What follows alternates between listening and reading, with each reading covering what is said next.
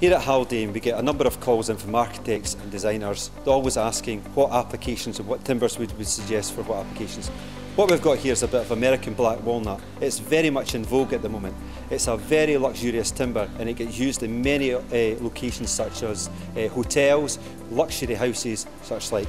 We've particularly used this a lot in the staircases where they've got a glass balustrading and they want to put a spiral black walnut handrail down it. Very much in vogue and very good timber. What I have here is one of the old favourites, Kiri. Kiri again, North American hardwood, beautifully coloured. It's a very warm feeling to it. When it's all polished up, it's very rich. Again, it gets used for handrail and furniture purposes. Really good, and I would certainly highly recommend it. Now, oak, American white oak. You will notice that nowadays when you go into all the furniture stores, you won't find the mahogany, you'll find oak. It's everywhere. It's very much, as I say, in vogue, but it's plentiful, it's good to work with, it's very hard wearing at all. Great for furniture and balustrading as such, and also great for glazing beads as doors. Another old firm favourite, here we have maple. As I say, Canadian maple or American maple. It's, as I say, it's got flecks through it, it's a nice creamy colour, it lightens up a project. Used for handrailing, glazing beads, applications being that it can be used for furniture. It's a really good timber, lovely timber to work with. Now here we have a piece of Sapele. Now all of us know about Brazilian mahogany and the problems with sourcing that. You can't get furniture with nowadays, so now this is the alternative, is using Sapele. It's from the mahogany family, but it's a very tight and rich grain, and when it's polished up, it does marry in beautifully with the, as I say, dark mahogany colours that you're looking for.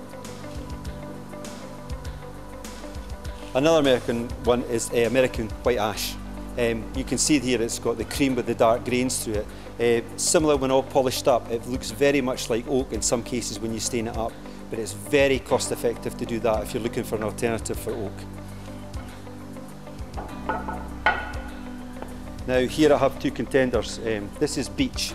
Now you'll see the one on the left hand side here, it's white beech. On the one that's steamed beech, that's a pinkier, more richer colour. Now these, as we know, beech used to use for school classroom tables, and it's used for furniture, but it's superb for being used internally for public buildings and for handrails and things like that, because it's very, very hard wearing.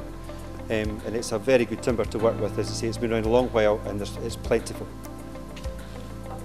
And finally, if you're looking for a cost option in the hardwood, this is the cheapest hardwood you'll possibly get, and it's tulip wood.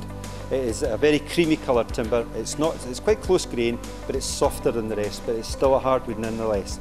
It's used on the basis of we do turnings, or we're doing some handrail or components that need to get painted, furniture, table legs, things like that. This is superb for that because you get a fantastic finish on it, and it's a great timber and very, very cost effective.